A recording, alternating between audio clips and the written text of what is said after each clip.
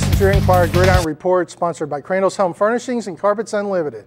I'm Messenger-Inquirer sports editor Scott Hagerman, and today it's just going to be me. Jim Pickens had something come up where he couldn't make it at the last moment, so just kind of running on the fly here with this one today.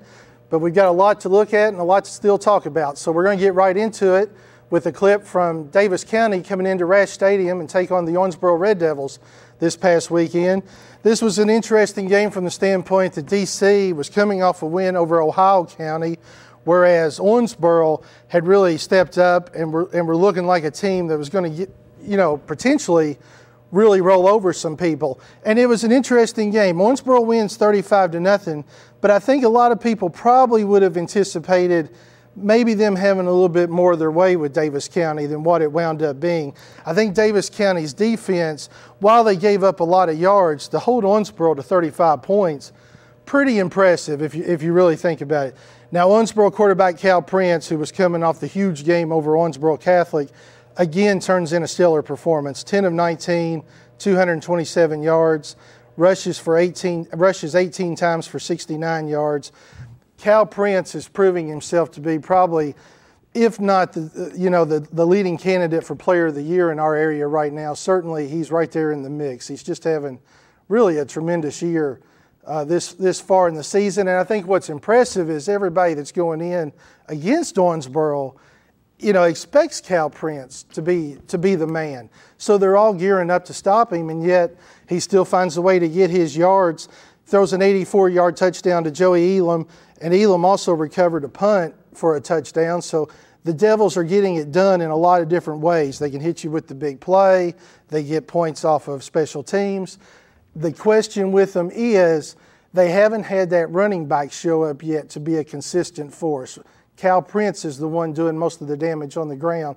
So it's going to be real interesting to see if they can slide somebody else in and get that extra yardage on the ground. For Daviess County, Darius Cright, 9 of 20 for 65 yards. DC really got nothing done on the ground. Cright's minus 11 rushing on 12 carries. Overall, the Panthers are minus 15 rushing. Only have 50 yards of total offense. And obviously, when you're only getting 50 yards of total offense, it's just going to be tough to really get anything done on the scoreboard. You're putting your defense in tough situations because you're not staying on the field enough. And that's where you got to give the Daviess County defense credit. A lot of times they're being put in tough situations because the offense isn't able to consistently move the ball, and yet they hold Owensboro to 35 points.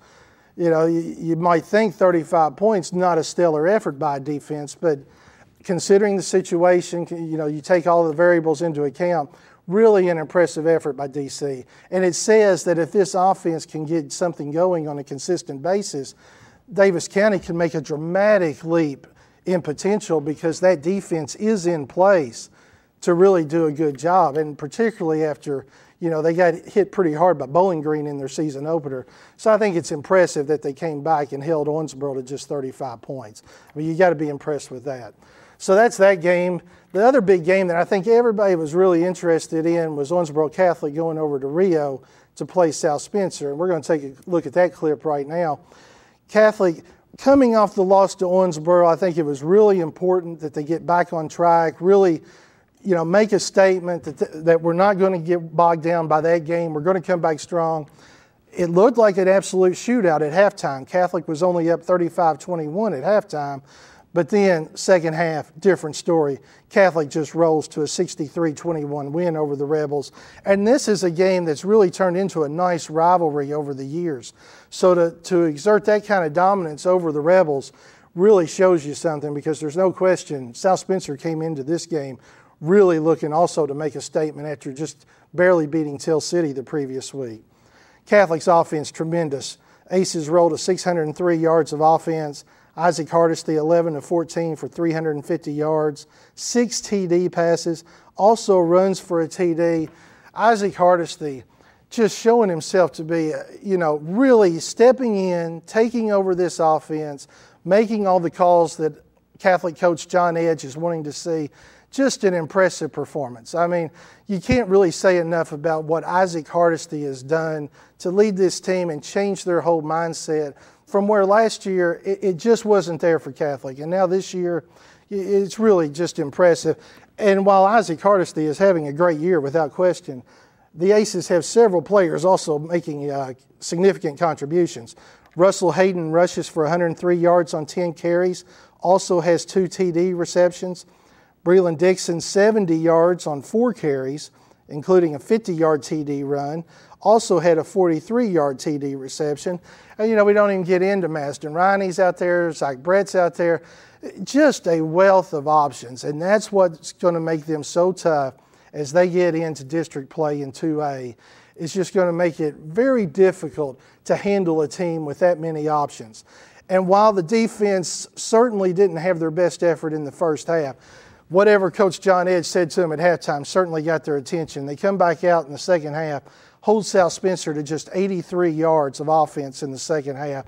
And there's no question that's what Coach John Edge is wanting to see, because when his team can hold a team down to that degree, they're just almost probably not going to have much of a chance, simply because this Aces offense is going to put points on the board against virtually anybody but just the absolute best defenses in the state. And when you have that combination, you're gonna have a lot of success. It's going to be real interesting to see when they get into district how this goes, because Fort Campbell, who has dominated this district in recent years, suddenly looks a little bit suspect as they just barely were able to beat Fort Knox.